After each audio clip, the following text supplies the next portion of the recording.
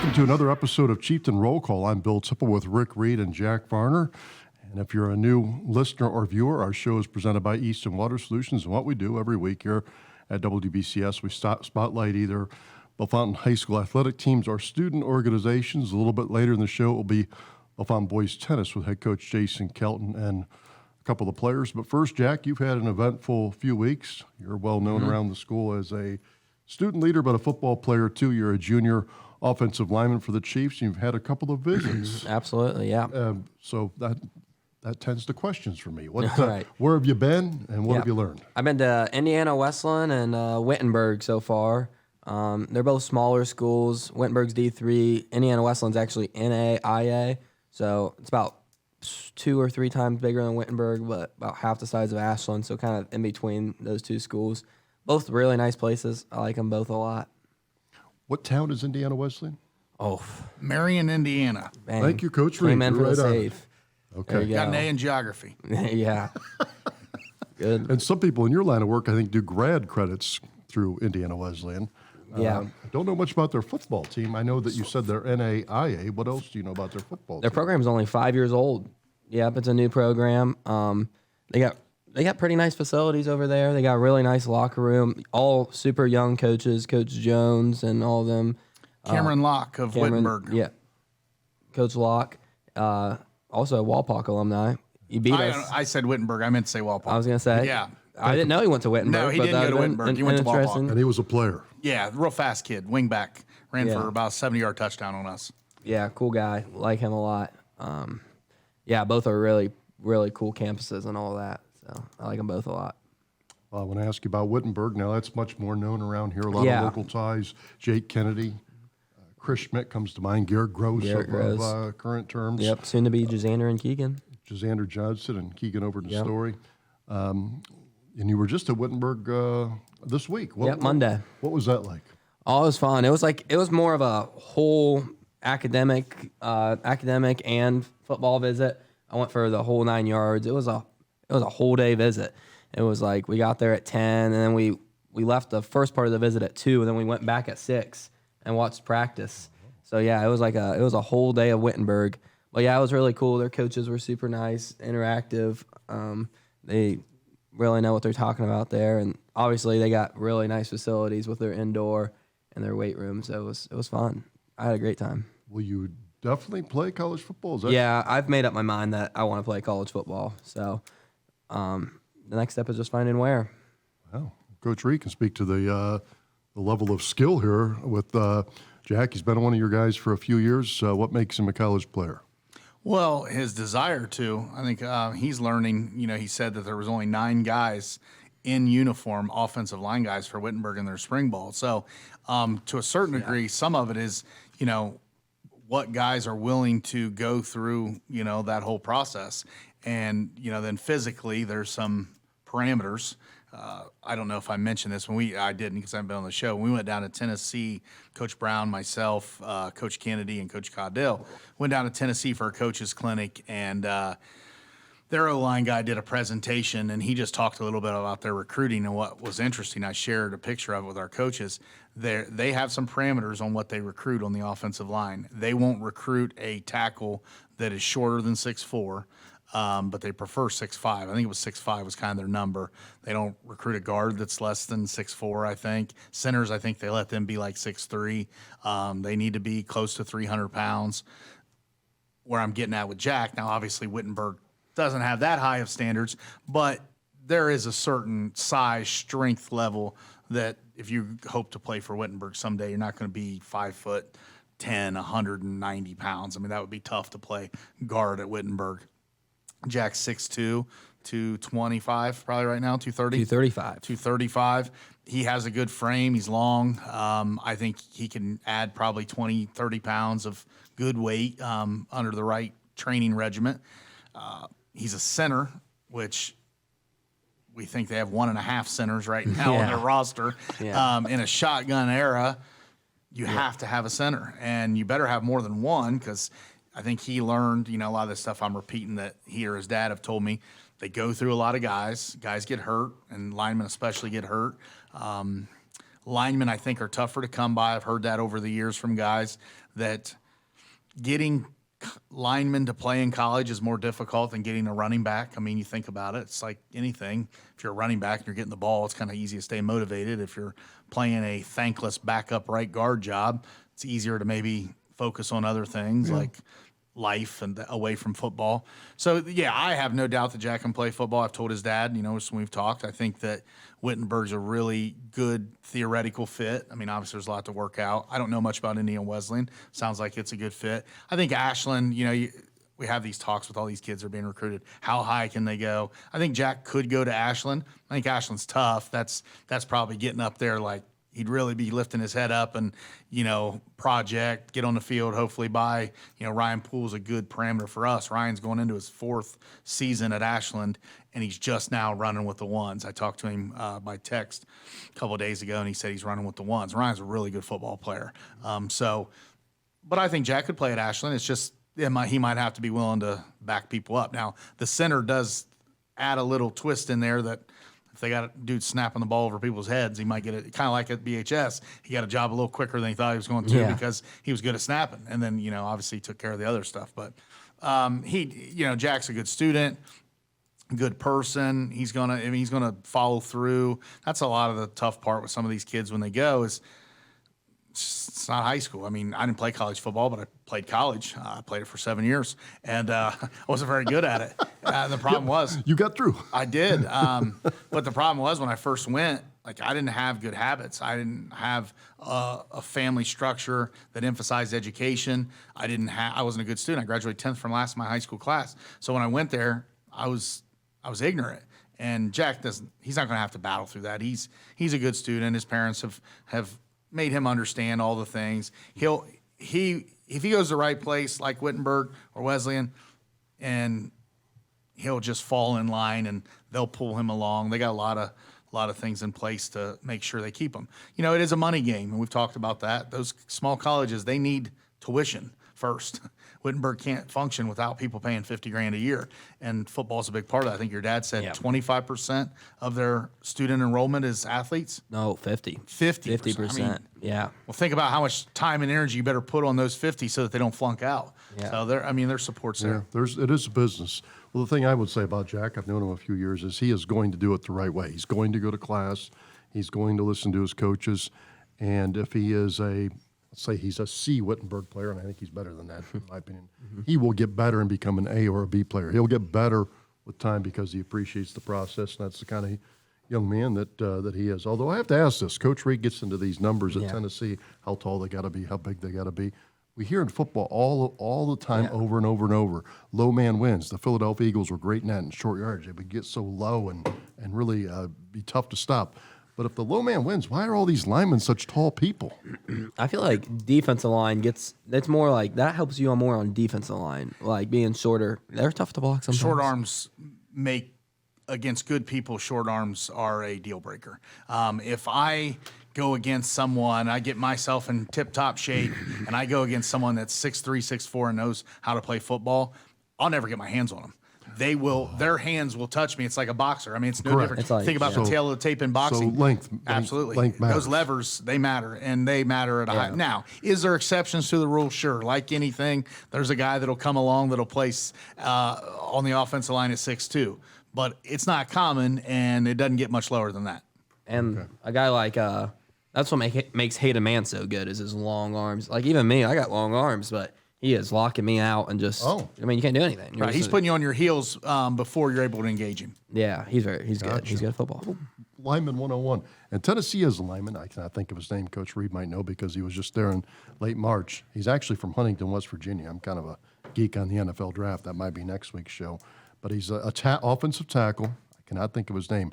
He's a first-round pick, I think. Going into this year? He's in the draft. They had a speaker when we were down there that was I think a first rounder, if not second rounder, a few years ago. That plays for the Kansas City Chiefs. This guy's he's Super Bowl champ.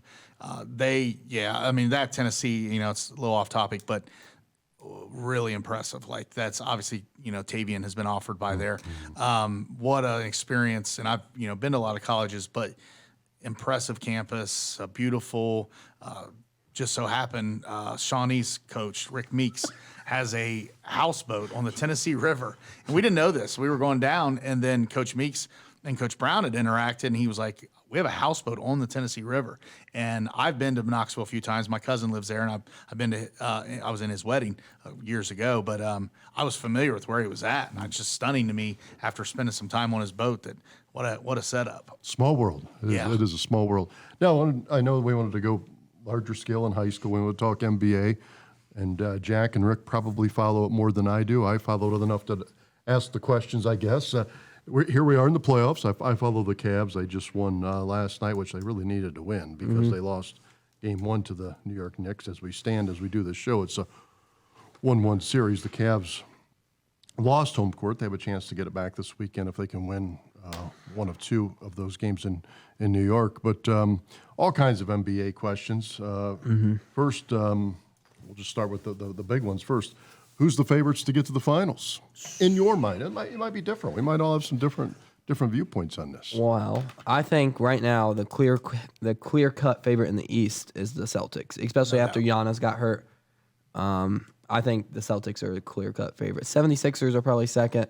Bucks are still probably third, but I think No doubt. Celtics are overwhelming favorites. And then in the West, that's a tough. West, it gets tough. I'm not picking the Suns. I don't like Kevin Durant. Yeah, the Suns are 1-1, so the Suns lose Game 1 to the Clippers. The Suns were the team. Certainly Las Vegas felt like the Suns were the team to beat. Now they're still favored in the series. They evened it back up to 1-1 last night. Suns over Denver getting to the finals? Yeah. Denver, I think, has been below. Like, they've been down. Even Golden State, I think, was favored over Denver. Which Golden State is the team I sat here a month ago and said it was my team. They're down 2-0. That's tough. Draymond is out tomorrow. I believe it's tomorrow they're playing. Game 3.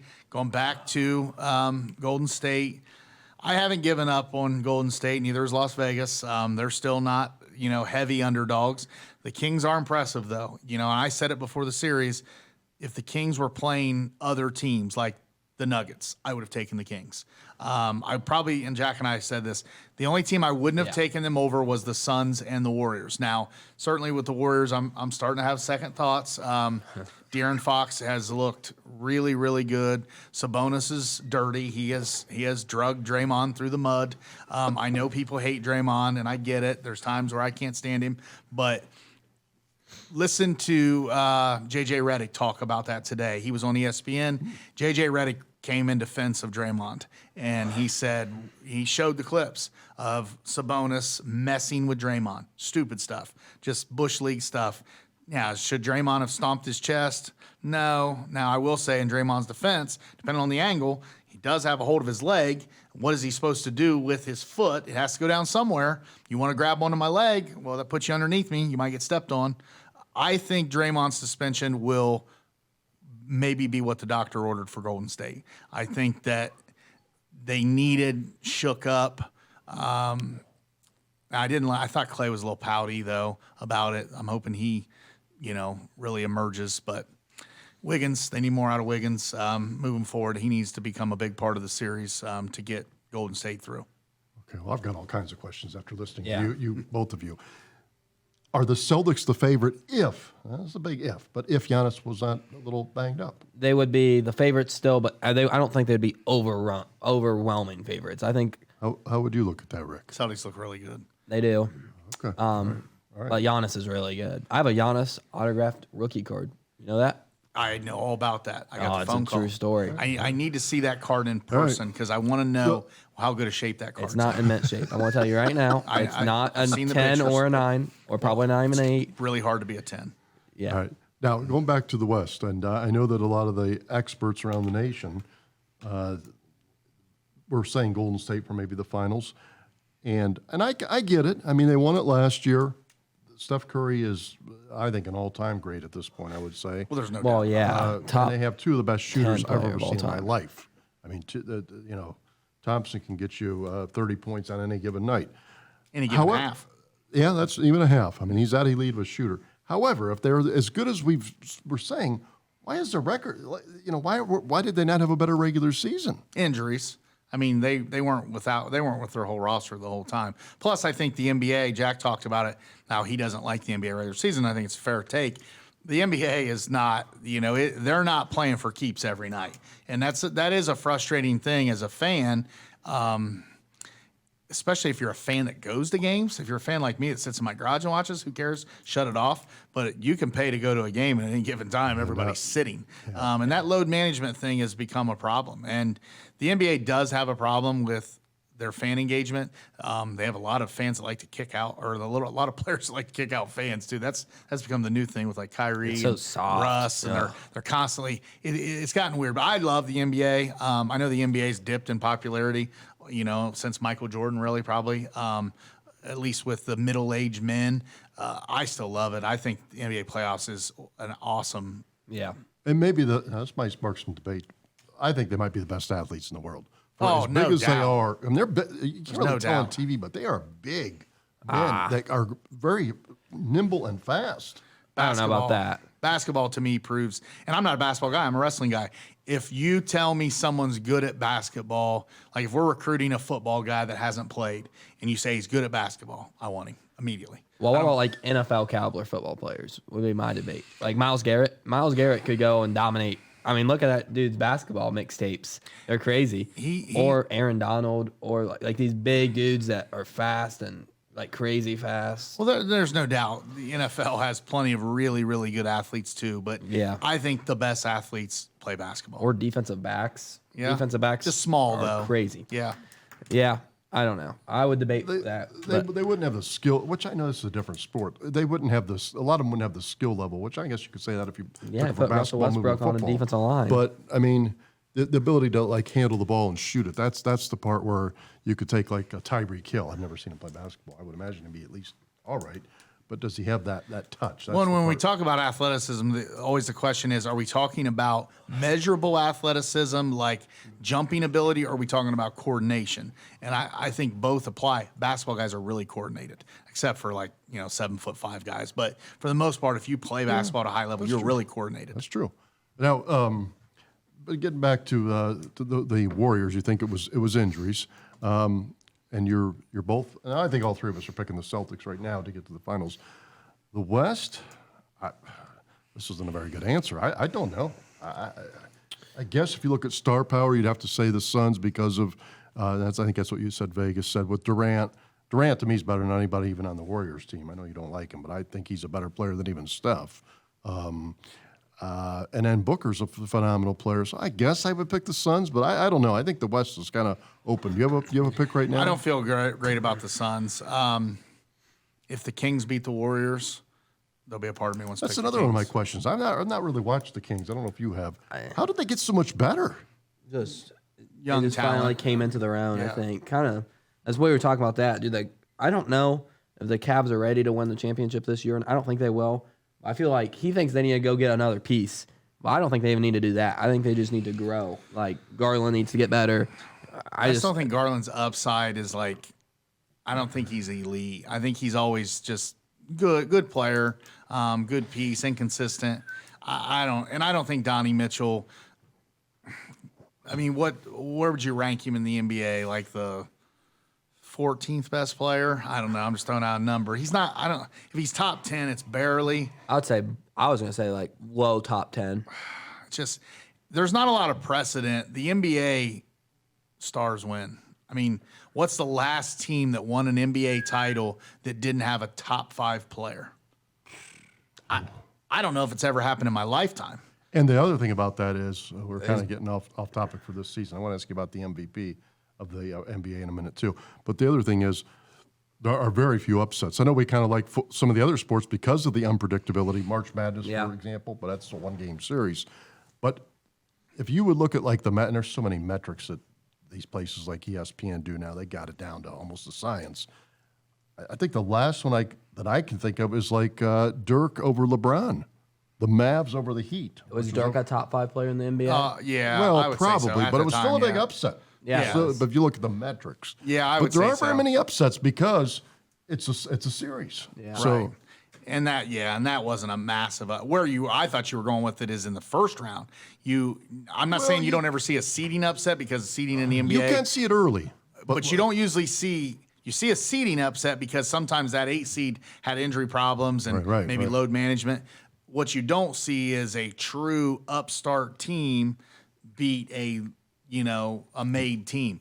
A little bit what we're seeing in Sacramento over Golden State. Now, if Sacramento ends up winning, which I'm not ready to concede that, I think the Warriors tie the series up, then go back. Wow. That home court advantage, I don't know how much, if you've watched it. Golden State's really good at home, not very good on the road. And they better win Game 3, though. It's over if they don't. Sacramento had an extreme home court advantage. Their fans were rabid in Game 1. That place was nuts, and it Draymond lost his mind yesterday or 2 days ago. The crowd was part of that. The NBA is so soft, like with crowds and stuff. Oh, it's actually annoying. Like they're so. In what regard? What do you mean? Draymond crying to the crowd, everybody getting kicked out of games. Yeah, I haven't seen this yet. What's up with this? What do you mean by the kicked out of games? Westbrook can't handle getting called Westbrick. Westbrook went into the suites during halftime of Game 1. He went into the suites and confronted a fan. It's bizarre. Because he called him Westbrick. If I'm Adam Silver, I'm figuring out a way to take care of it because these fans are so close. It is unique in that regard. Yeah, but they've been saying this forever. You don't think they were saying things like Larry Bird? No doubt. It's gotten soft. But basically, there's certain guys, Westbrook and Kyrie are kind of the two poster boys for it. Westbrook, if you call him Westbrook and Westbrick is the name, it's so stupid. Come on, man. I agree with Jack. It's silly. He goes in. There's a video evidence. He goes into the suite, confronts this dude who is like, not that little, but he's probably a foot shorter than Russ Westbrook.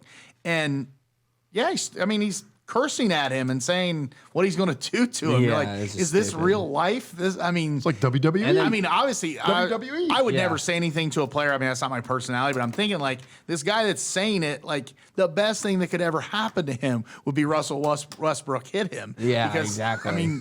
Imagine the ramifications of and that. Then, like Kevin Durant is always doing like people like yell at him and he'll be like, sit down and watch the game. Like, dude, you're paying big money to sit front row. If you wanna talk a little smack, let him talk a little. Well, smack. what I'm going to say back to that is this kind of goes back to Rick and I talk about media and news and stuff. If you're going to take the praise, you got to take the criticism.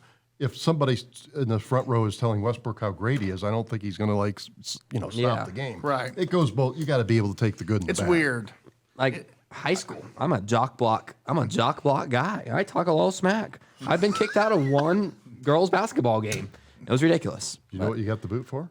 Oh, it was stupid. You don't get me going. All right, nothing to. For saying quote, that's a terrible call. He was furious. Well, kind of. He was like, no more out of you, or you need to leave. And I was like, well, then I'll just leave. And then he was like, get him out of here. And I told him he can't kick me out because I already said I was leaving. So, my, wow. It was dumb. MVP of the NBA. Joel This is a good Embiid. one. I knew we were going to talk NBA. Rick gave me a heads up before the show. There's 3 big names: Giannis, Joel Embiid, and then the third one. The guy that's won it 2 in a row. Jokic. Yep. Who I got wins? Embiid. Okay. Yeah, it's going to be Embiid, and part of it is, and I'm with this. The idea of Jokic winning 3 straight MVPs bothers me too, and I know that's been a controversial take. And it's there's people say that people are hating on him. I'm a history guy. I knew that was going to come up. And Jokic is great. He's a great player. Love him. He's a unique. Yes, certainly that's a great answer. Great word. I can't think of anybody exactly like him. It's kind of like when they go back and talk about old MVPs. I don't like my MVP having never done anything. Like, there's been some bad MVPs in the past, like the year Steve Nash beat Shaq. I think it's Shaq that should have won it. The NBA does this. Charles Barkley beat Jordan that one year. I don't know. It's sports writers, and I sometimes have an issue with sports writers. Like, they have to insert themselves into it, and this year there's not. I mean, there's nobody that. I mean, it's all big guys. That Embiid should be the MVP. But Well, the one way around it, I mean, I always thought this was weird when I was a kid, many years ago, is why did they have to vote on it, which I'm guessing the votes are already in. What you do right now, and if there's a game tonight and you're Jokic, it means nothing. Why do they vote so early? I don't know. Yeah, that's pretty know what I mean? common amongst all sports. I guess the theory would be you don't want the people that win the title to always win the MVP. Keep those separate because you would be heavily influenced. If you waited, it would be hard not to be like, well, they won it, so their quarterback or their point guard. Why are you saying it quite nonchalantly, quite confidently that it's an Embiid? I just don't want it to be him again either, to be honest. And Embiid's probably, I mean, he puts the 76ers on his back a lot. He's See, that to me is getting what the like MVP, 40 their value points. is when you're Yeah. not there.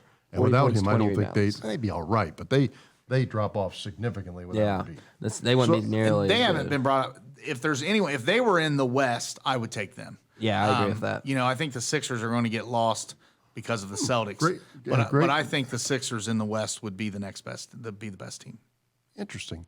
So I'm going to go with Embiid. That's who you think. Yep, I think it'll be Embiid. Would you say Embiid or Yeah, no, it's going to be. And also, not Giannis? They know though? these things. Not Giannis? I don't think so. I think I think it's you- Embiid or Jokic, and I think it's Okay, Embiid. all right. I think Giannis missed too many games. Yeah, and also what I'll say is an argument for Embiid is all those years, LeBron was consistently the best player in the league for so many years. I mean, like, if they were truly doing the thing where they just give it to the best player, I think LeBron would have won it like 6 years in a row. So I feel like if we're not gonna do it for LeBron, then can we do it for this dude? I don't know. Well, I don't know if the best player is always the same as the MVP though. I know. Well, I think he's Well, been and the that's MVP. what I do think has happened too often in NBA history is we get cute with it and say, okay, this guy was the most important to his team. I guess the difference between valuable and outstanding is the. Yeah. Okay. Yeah, I guess that's one of my last questions. Then we'll just have a little draft question for you guys. I know you want to get into that next week, but I know there's the East and the West. They've even talked about maybe at some point just not doing it like that, where they kind of seed them and it's not geographical. But if you would look at the top, I'm going to ask you 2 questions about the NBA. Then we'll get to the draft, and we'll wrap up our segment. Who will be the Final Four? Yep. And if there was no East and West, who are the Final Four, like the 4 best teams? The Final You go Four. first. Oh, Like who do the Celtics well, play? I don't Just know to the kind of bracket. I don't know the bracket. I guess off the top of my head. So I would say I got Celtics, and I assume who's the 2 seed? Well, the 4-5 is Cleveland, New York, correct? So Yeah. Celtics would play them before they play the Sixers. Sixers are 3. Right, Sixers or 3. So and Bucks. Sixers, I got Celtics. Celtics, Bucks in my Final Four, and then on the other side, I also I got Sixers, Celtics. You got Sixers. Okay, so I got. Would the Warriors and Suns play each other before? The Warriors are the 6th seed. So the 2 seed, the 1 seed is the Nuggets. The 2 seed, I believe, is the Suns. No, the Lakers are playing the 2 seed, Which is the Grizzlies. The Grizzlies I are don't the 2. like They're them. not, they're not going to. Lakers are probably going to beat them. So then the 3 must be the Suns. The Suns, And yeah. then no, the 3's the Kings. The 3 is Kings worse. So Suns, Clippers are 4-5. Yeah. So that tells me the Suns are going to play the Nuggets. Suns are going to beat the Nuggets. I got Suns and then Warriors. I got Suns, Warriors / Kings. I want to say Warriors, but I am starting to worry. Yeah, kind of same thing All right. there. Now, I think I got now if there's no geography involved, the top 4 teams. I think it would be the Celtics, the Bucks, the. Coach Reed, you go first. Celtics, Bucks, Sixers, Suns, reluctantly. Okay. I think.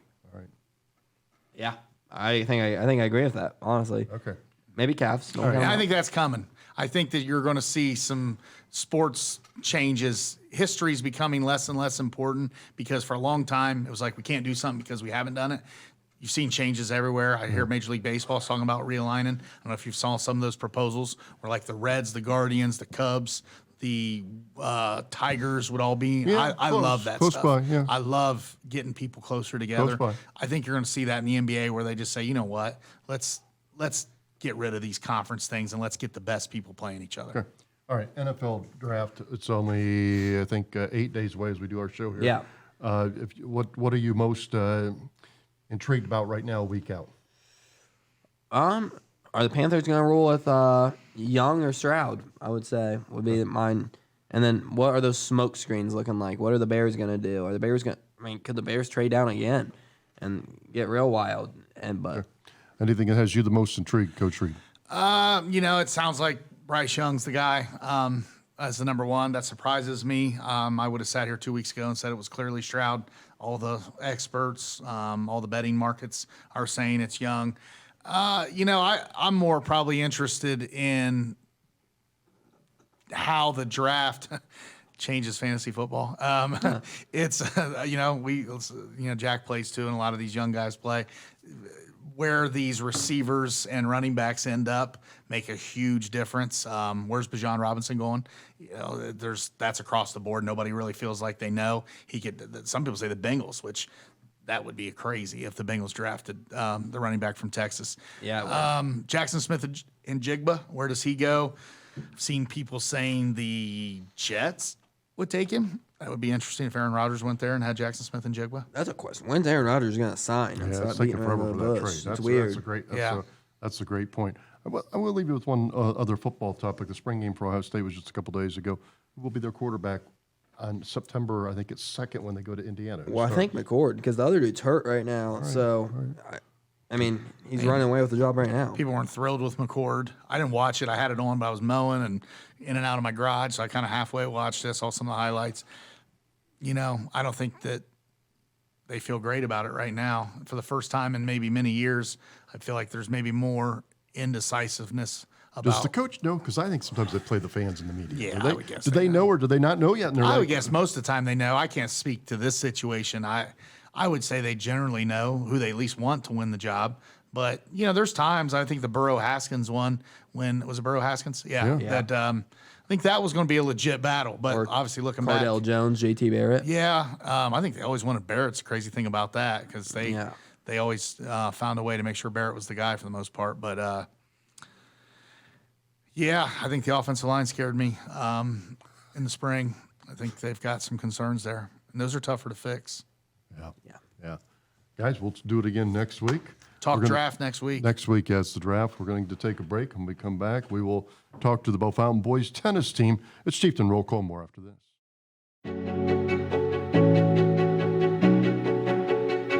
This is Trey Daring at Eichholz Daring and Sanford Funeral Homes and Cremation Center. We are committed to providing professional, tailored funeral and cremation services at affordable pricing. We are part of a community of caring individuals, friends, and neighbors who consider it a privilege to serve you in your time of need. We are proud to be locally owned and operated. Our family serving your family since 1903. Go Chiefs! Foresight Insurance and Financial Services is a locally owned and operated financial services provider for the state of Ohio, focusing our efforts on serving the residents of Logan County and surrounding counties. We are located at 1653 US 68 North Bellefontaine. Foresight can help you with all your retirement needs. We specialize in assisting with pension options. We also offer business planning, charitable gifting strategies, as well as life and health insurance. Call today at 937-595-5002. Foresight Insurance and Financial Services, in the business of planning life. Hello, this is Luke Varner from Easton Water Solutions. How is your water? Does your water need improved? Put my 23 years of experience to work for you. Give me a call today, Luke Varner, Easton Water Solutions, 592-8379. Royer Realty, we value our clients and provide quality, professional services to Logan County and surrounding areas. Founded in 1988, our company prides itself on unique experiences that you can only find with us. Our area knowledge and negotiating expertise helps buyers and sellers achieve their goals. When you buy or sell with Royer Realty, you can use our moving truck free. Royer Realty, the realtors you know and trust. Go Chiefs! Welcome back to Chieftain Roll Call. It's presented by Easton Water Solutions, and we are here talking about Bellefontaine boys tennis with varsity head coach Jason Kelton, who is in his 3rd season leading the Chiefs, and his 2 players on the wings, Trey Taylor, who's a junior, Drew Phillips, who's a senior, and they're very important to one another because they're the first doubles team. So they probably have some chemistry we'll hear about in a few moments. But, Coach, the Chiefs are pretty good right now, 8-2 overall. Tuesday night, a win at Jonathan Alder to sweep the regular season series. When we look at the league standings right now. You're 6-1 in the CBC. What do you make out of the season so far? I feel like we've beat the teams that we expected to go in and beat. I don't think there's been too many surprises. I feel like we've lost one that I feel like we let get away with Northwestern. I think we're pretty even with them, and we'll find out we can bounce back with them when we play them in 2 weeks. So, but other than that, I'm happy with the season. I think our guys are progressing. I think they're getting better, and that's the goal as a tennis coach, is you want to see progression. I feel like in tennis, you see a lot more of that progression from beginning of the year to the end. Where basketball, you might see a shot get a little better, but most of the time in basketball, you're making a lot of improvement in the off season, and you make more of a team improvement in the season. But see so much more individual improvement during a season of tennis. So it's nice to see. And these guys are rolling right now, talking just as this group here, but as a whole, we're playing really well. Yeah, I'll ask you about the lineup in a moment. Coach Kelton is an Urbana grad, 1994, but he always kids he's a Chieftain now. Yeah, He's been a long-time teacher at Bellefontaine City Schools, gym and health at Bellefontaine Middle School, and he was known as the varsity boys basketball coach for a while and a long-time assistant as well. Do you take anything from basketball and apply it to tennis as being the head coach? Well, yes and no. I mean, they are two totally different sports. It's an individual team sport in basketball where you're really working as a team, as a basketball team. But and with tennis, it is more like we've got to work on individual spots. Like it's totally singles and doubles are totally different. Like we've got different strategies. We've got the way we play the game. Where basketball, it's like, hey, this is the way we box out. This is the way we guard the post. It's kind of more uniform that way. But there's a lot more variety as far as how you teach things in tennis. I'm a lot more laid back than I was on the basketball sidelines. Most days, there are times where I come up to the fence and rip these guys, but they enjoy it. They really do, don't they? You guys enjoy that? Yeah, they love it. Okay. Well, I would say in general, most tennis coaches are probably more laid back than varsity boys basketball coaches. That's a pretty safe statement. What do you like about it? About being a head coach? For tennis, I love. Sometimes when you do something for a while, like I was around basketball for 15 years, and some of it got monotonous, and I had to really encourage kids to try to work hard, and sometimes I wasn't enjoying getting to practice. I haven't had one day where I dreaded getting to tennis practice. It's renewed. I just renewed my love for coaching, and I love to be arriving at the tennis courts and getting back to coaching, and it's really recharged my battery. I love the smaller group. Like we can when we go out to eat. There was 8 of us last night, and it's just a more intimate group that we can get to know each other a lot better than the basketball group. It's just a little bit more spread out, a lot more guys. There's 3 levels to take care of, just at the high school level in the varsity basketball position, and then you've got middle school. If you're doing it right, you're involved in the middle school, you're involved in the youth program, and that can wear a guy out. Well, that's true. Did. That's true. And we're working on building the program. We've actually, for the first time in history, Bellefontaine, we've got a full JV schedule this year. They've got their own schedule, their own coach. They go their separate ways. We go ours. They practice out at Mary Rutan. Next step is, in a couple of years, to get a middle school program. Who is the JV coach? Jim Ball. Oh, yeah. Yeah, you know Jim. Yeah, I know him. Yep. Robbie and Jamie's dad, Yep. both district qualifiers. Yep. And one other general question, and we'll talk about the lineup and the individuals here on the show, Trey and Drew. What's your method on building a good tennis team?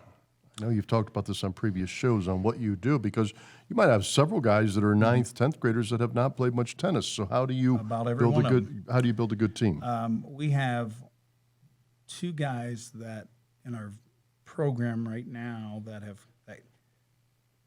the varsity at least, that came to me with a little bit of playing experience. Everybody else was just raw. But the 2 guys on my right and left here, they're both athletes. The first thing I'm looking for is somebody I like hanging around. I enjoy hanging around these guys. Because I don't want to be around them for 3, 4, and then in the off season, 8, 9 months if they're just jerks, and they're guys that I don't want to be around. That's the first thing. So I start recruiting that stuff down and weeding those kids out in the middle school while I'm teaching there. And I get to maybe handpick. It's kind of handpicked. Now, it's not saying we're turning kids away, but I get to go out and handpick kids because we don't have a junior program yet. And so I get to go pick out. So the first thing I'm looking for is a good kid, a good kid. Second thing is I'm looking for an athlete. I'm looking for athletes, and we've got a lot of athletes on our team. I think we've got is just as athletic, if not more athletic than any other team we play, just raw athleticism. I can teach them tennis. I can't teach them athleticism. And a lot of times you can't break that bad behavior that they've learned from home or wherever they're learning it. I don't have that on our team. Like, and with basketball, you get who grew up in the program and just came in. Well, that's true. It starts so much younger. And I get to just handpick my guys. When you say athletes, are you talking like their length, height, their quickness? What are you looking for? All of those. If they've got all of those, we really want them. If they've got one of those, we'll take them also. Trey's a perfect example. Trey's built differently than Drew, but Drew's athletic as well. So Trey's long. Ideally, I mean, if you can hand pick and you can put them into a mold, you want a tall, athletic, fast athlete, to come play tennis. I mean, those are great because more leverage, you can hit on a ball, you can get on top of a serve. The best guys in the world, the pros, they're big. They're big men. They're big. Most of them are big. So 6'3", 6'4". Oh, well, they are most long. Of those they're long arms, long legs, get to stuff.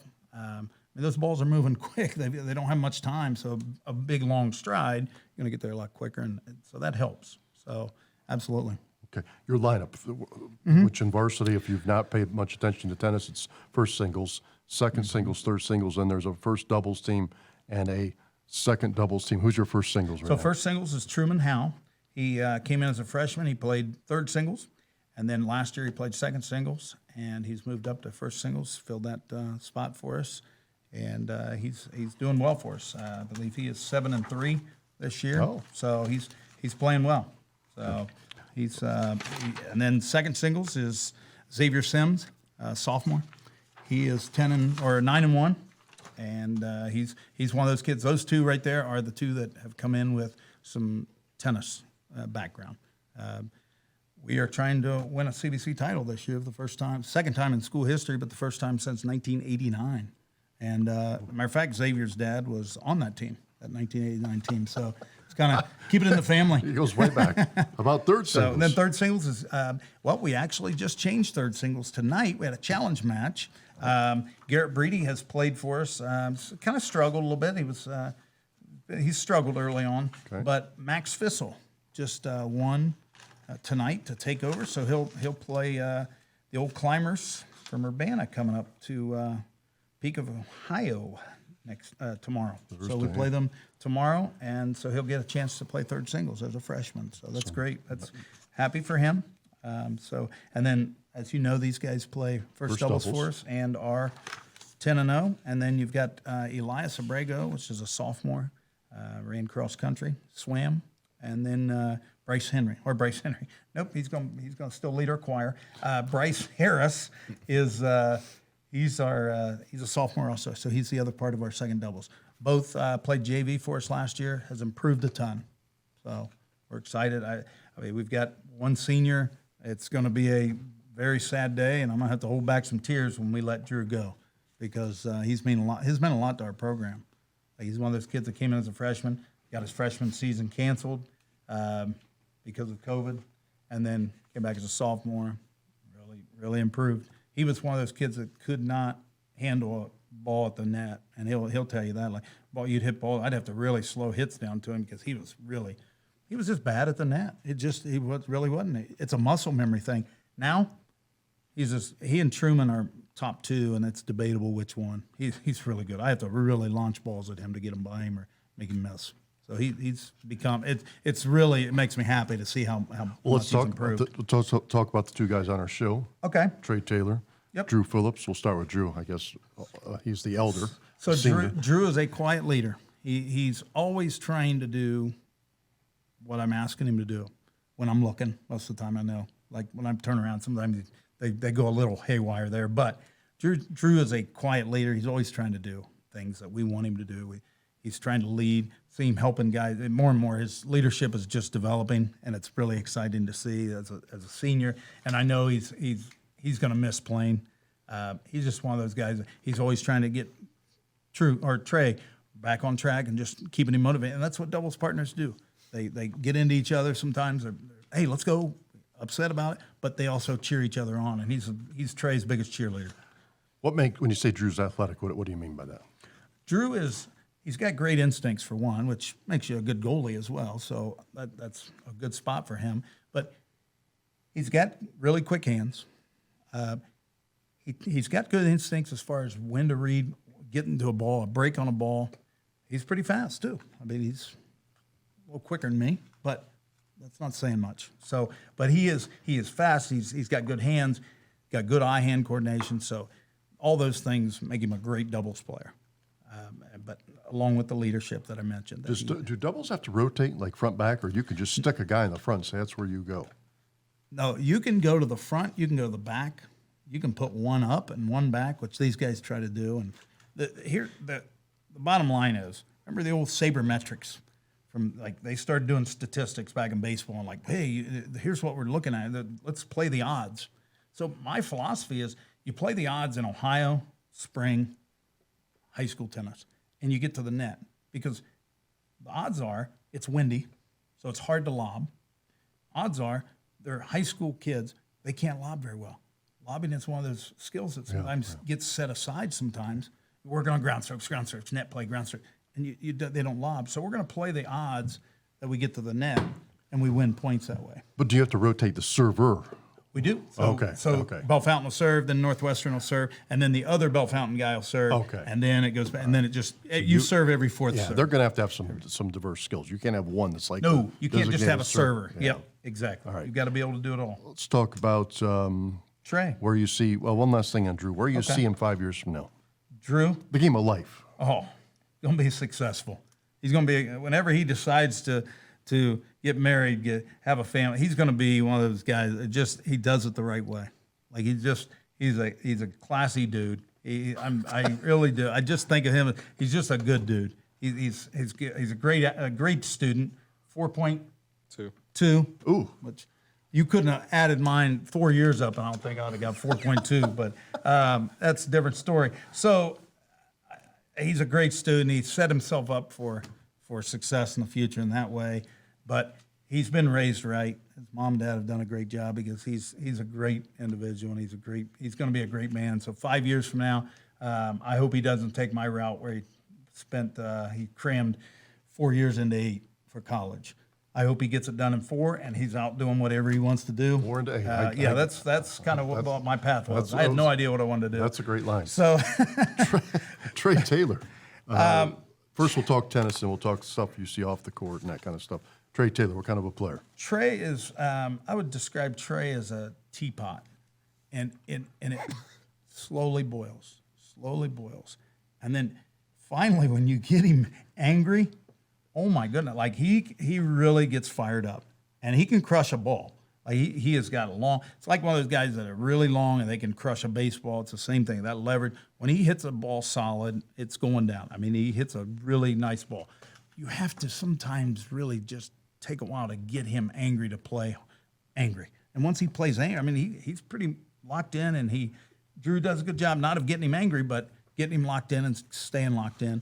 He's a competitor. Hates to lose. I mean, Drew hates to lose also, but one of the things that stands out to me with Trey is over the last 3 years that he just hates to lose. He hates to lose. He hates people making calls that are not correct, and specifically one against one person we won't name, Schuerman from Northwestern, but that's who it is, and he can't stand her because she's made a couple calls that are just.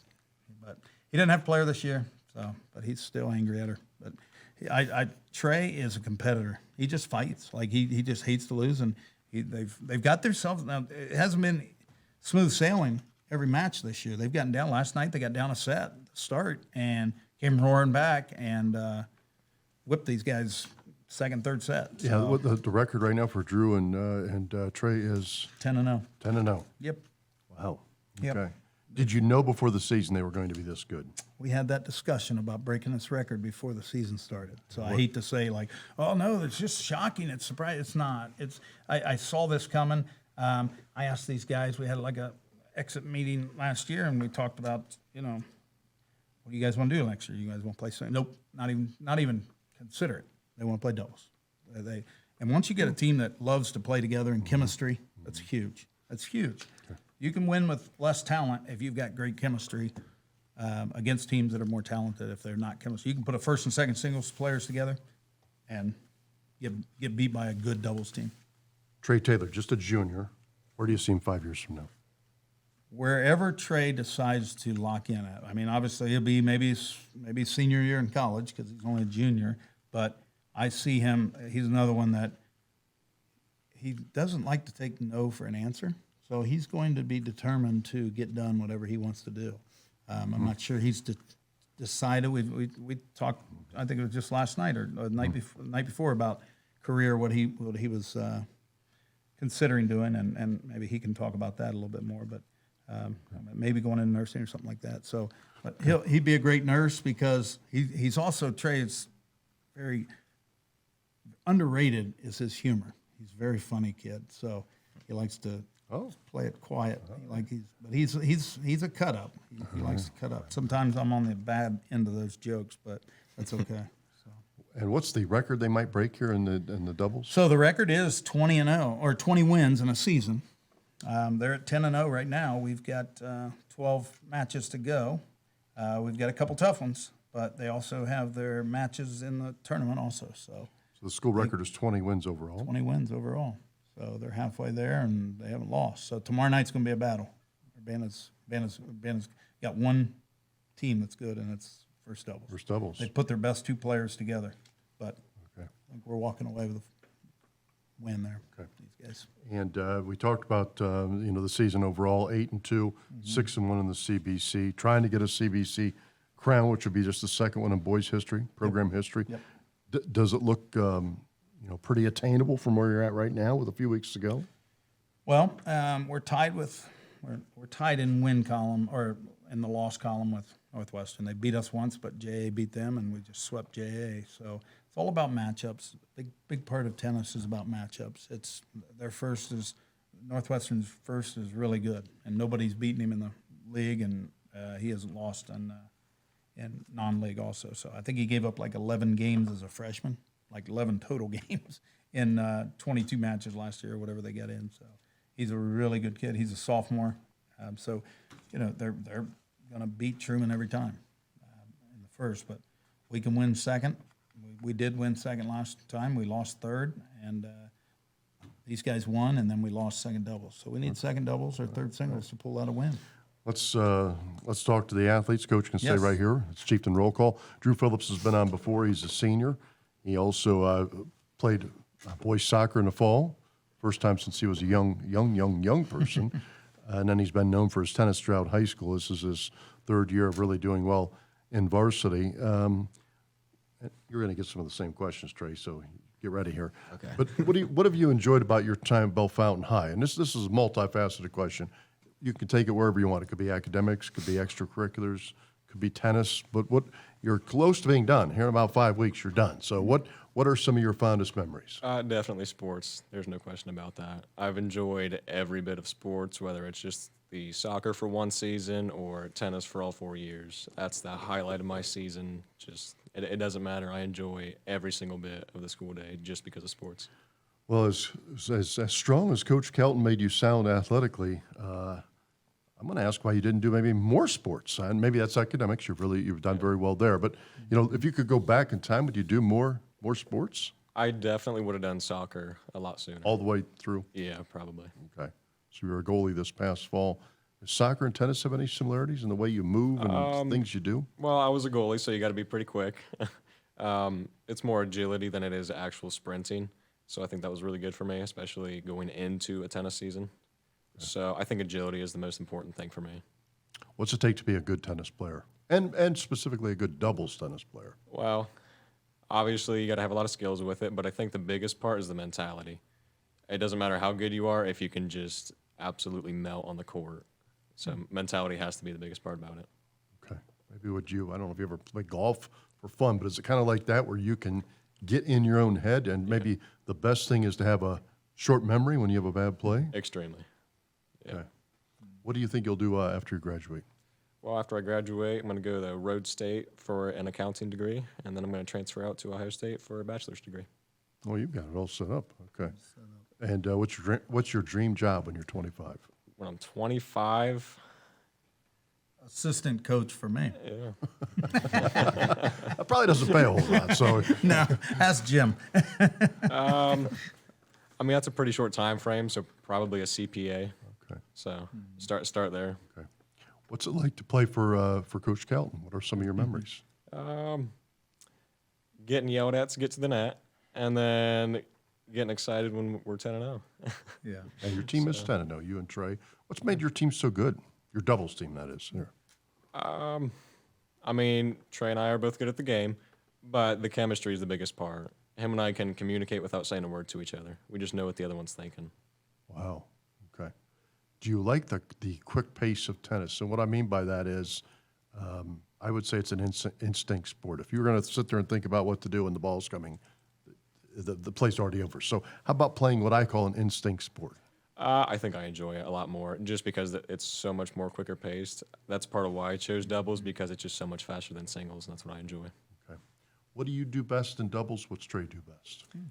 I think my best play is probably at the net, and Trey's best is probably like ground strokes towards the baseline.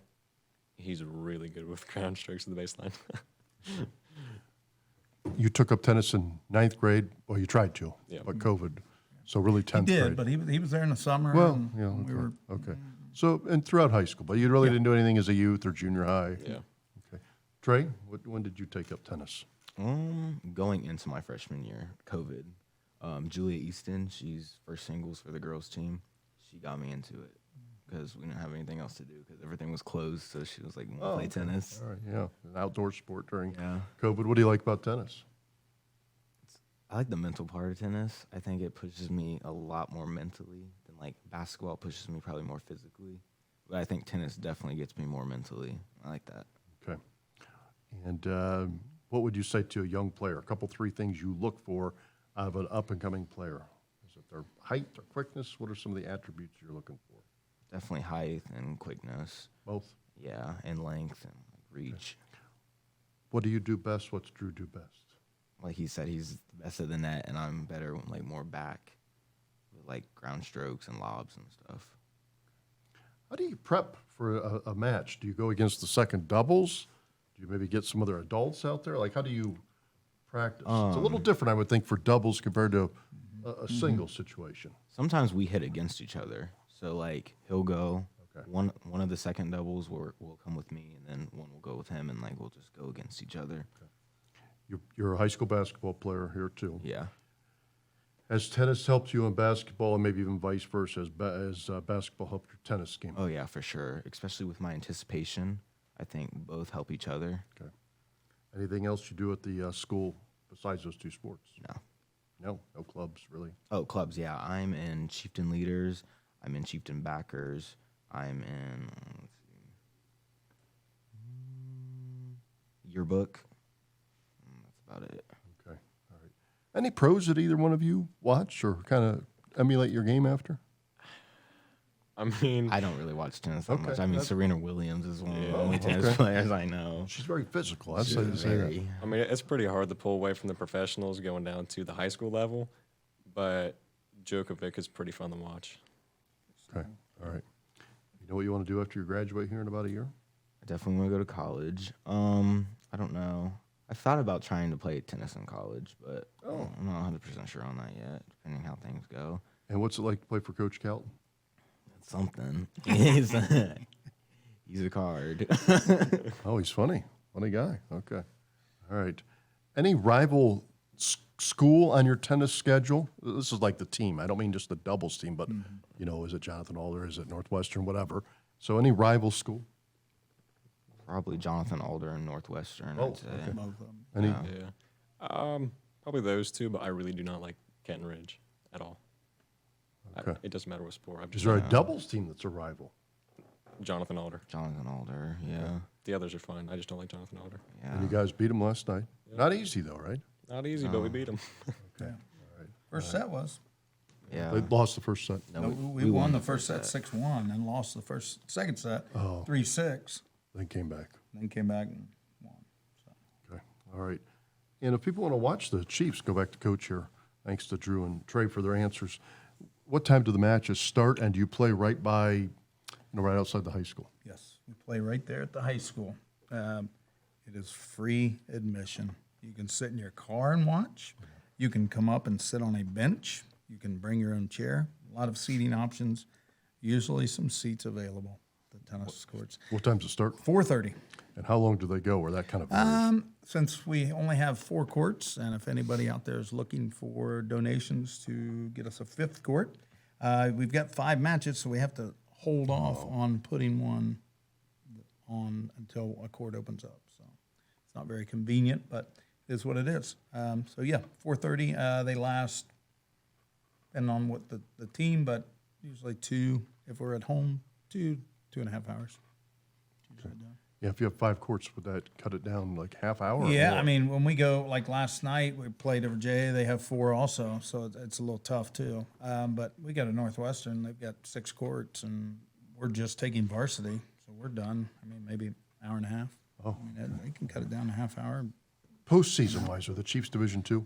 We are Division II for the first time in a while, long time. I was talking to Coach Stein about it. I couldn't remember when, but they bounced back and forth. But Close. Mostly it was D1. And ever since I took over, it's been D1. So.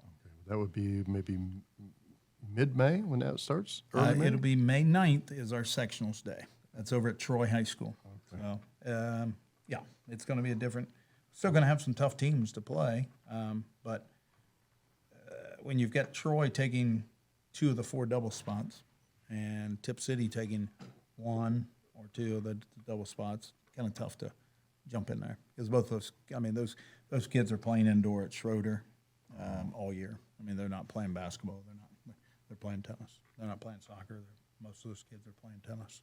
So it's tough to compete against a school that's got maybe 300 more boys in their school, or 400 or more. So we're playing in the same division. We were playing in the same division as Centerville. They've got a lot more boys. Yeah, that's true. So. Coach, thanks for coming on. Hey, thanks. It's always great to see you, Bill. Thanks to both young guys as well. Bellefontaine boys tennis coach Jason Kelton, Trey Taylor, who's a junior, Drew Phillips is a senior. They are the first doubles team. Chiefs right now, as we look at the season, are 8-2 overall, 6-1 in the CBC. They'll host Urbana Thursday. That's a 4:30 start, and then get ready for the sectionals, which will be May 9th. Also, thanks to Rick Reed and Jack Varner for being on earlier. Our show, Chieftain Roll Call, presented by Easton Water Solutions. For all of our guests, I'm Bill Tipple saying, have a good week. Take care.